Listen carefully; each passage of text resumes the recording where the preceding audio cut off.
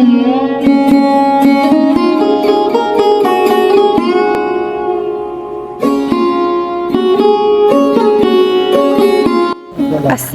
আলাইকুম, সুপ্রভাত বন্ধুরা।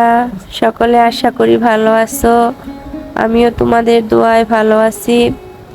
আজকে সকাল সকাল ঘুম থেকে উঠে বাড়ির পেছনের দিকে চলে আসলাম, কারণ অনেকদিন পরে সকাল সকাল রোদ্রি দেখা মিলল। এই কদিন অনেক বৃষ্টি হয়েছে, আশেপাশে পানি জমে গেছে, পানিগুলো দেখতে আসলাম। আমাদের ওই দিকে খাল পার, ওইদিকেও আরো অনেক পানি দেখা যায়। এখন বাড়িতে চলে যাব, বাচ্চাটা হাঁটাহাঁটি করছে। এখন বাড়ির দিকে চলে যাব, বাড়িতে গিয়ে সমস্ত বাসি কাজগুলো সেরে নেব। সকালে রান্না বান্না আজকে করব না, কারণ কালকে রাত্রির খেপসা রান্না করেছিলাম, সেই খেপসাগুলো এখনো আছে, সেগুলো এখন গরম করে খেয়ে নেব। এই রাস্তাটা আমাদের বাড়ির পিছনের সাইডটা অনেক সুন্দর, কারণ এখানে স্কুল মাঠ, পাকা রাস্তা, আর ওদিকে আবার খালের পাড়, দেখতে অনেক ভালো লাগে। আমাদের গ্রামটা সুন্দর অনেক। এখন বাসি কাজ সেরে নেব। সকালে ঘুম থেকে উঠে একটু হাঁটাহাঁটি করে সমস্ত বাসি প্লেটগুলো পরিষ্কার করে নিলাম।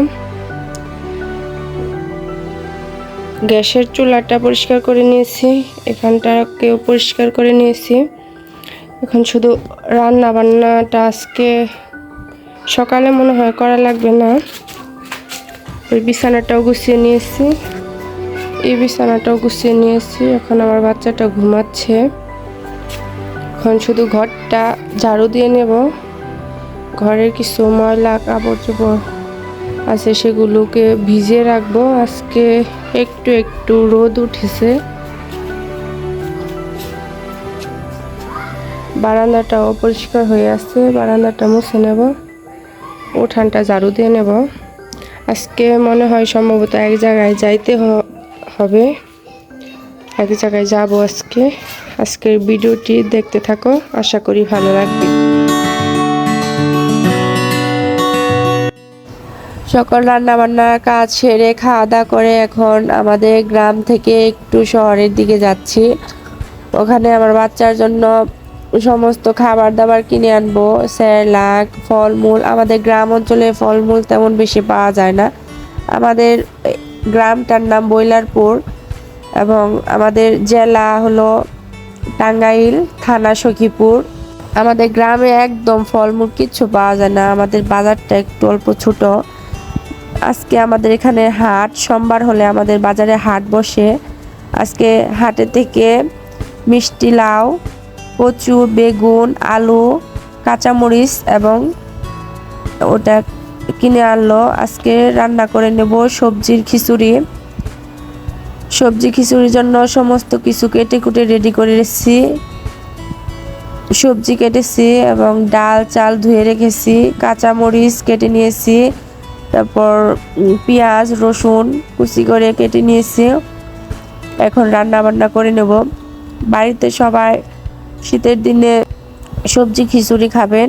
আজকে সারাদিন ভালোই ছিল মোটামুটি, এখন রাত্রিতে এসে দেখি খুব বৃষ্টি হচ্ছে, তাই সবজি খিচুড়ি এগুলো রান্না করে নিলাম। সবজি খিচুড়ি এভাবে বাড়িতে রান্না করে খাবেন, খুব ভালো লাগবে। আমি এখানে পরিমাণ মতো তেল, মরিচ কুচি, পেঁয়াজ কুচি, সমস্ত বাটাবাটি মশলা একসাথে, সবজি চাউল ডাউল সমস্ত মিক্স করে পরিমাণ মতো পানি দিয়ে এখানে একেবারে রান্না বসিয়ে দিয়েছি।